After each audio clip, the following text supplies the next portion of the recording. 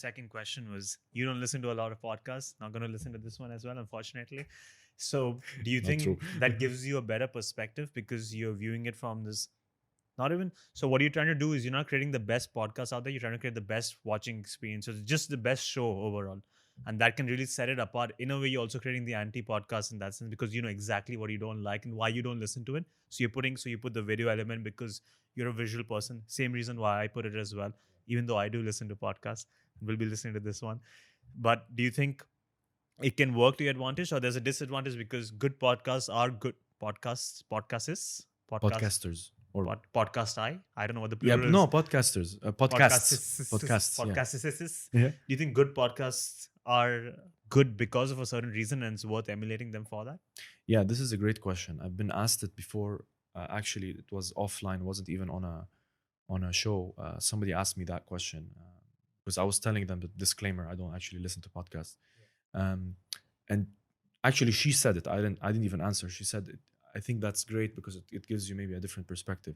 So to kind of like preface my answer with this is that because I'm a visual person, I would like to watch, for example, I watch a lot of John Oliver, right? I watch John Oliver. I like to watch a show or somebody explaining something where I can see it, but it can be somewhere in the background. I can listen to it, right? Um, it's just that the world of podcasts, I haven't delved in it too much. I've had some shows where I've listened to them only.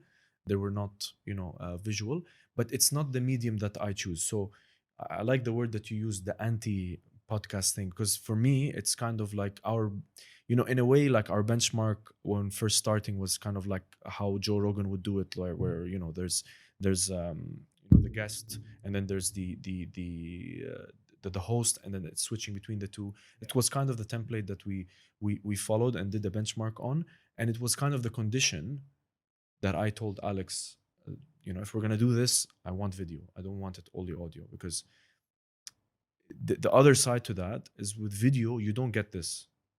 You don't get. And they're missing out, man.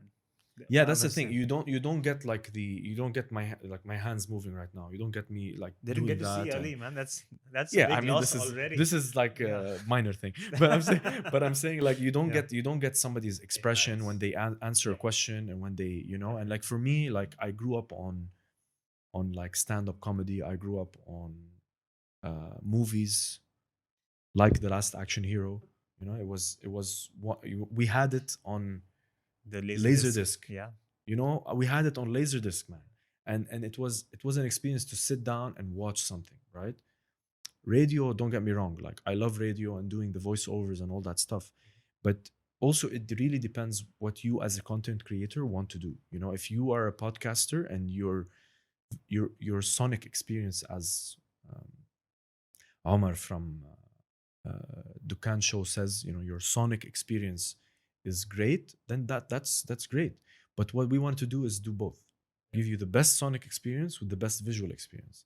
I mean, that's from the technical point of view.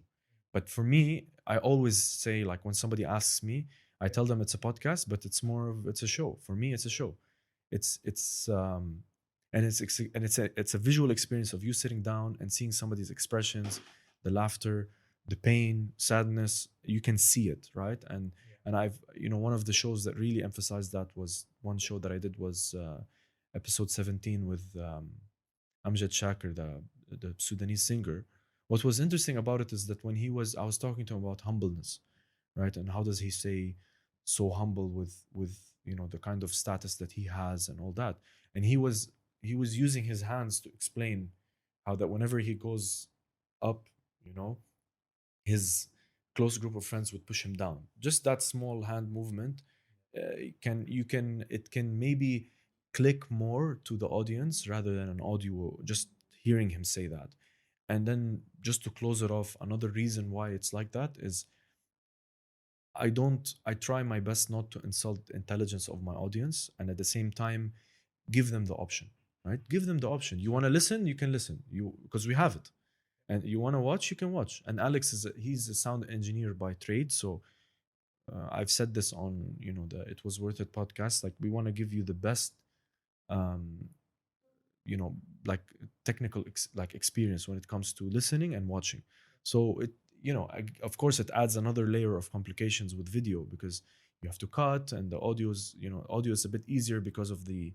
I'm talking about if it's a show, if it's talking, if it's something like Kerning Cultures, it's different because they do like there's acting, there's sound effects, and there's many podcasts out there that are like that. So it's not to just discount.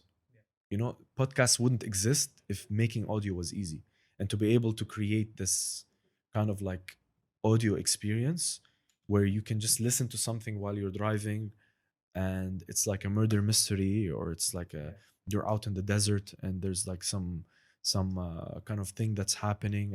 That takes time, and you don't get to see the visual part of it.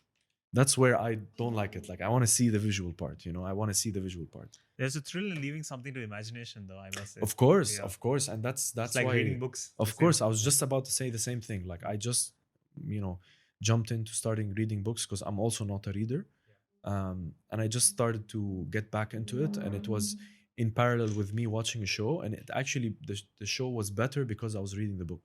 So for sure, thrill of imagination, thrill of not knowing and visualizing it into your mind, it's great, definitely.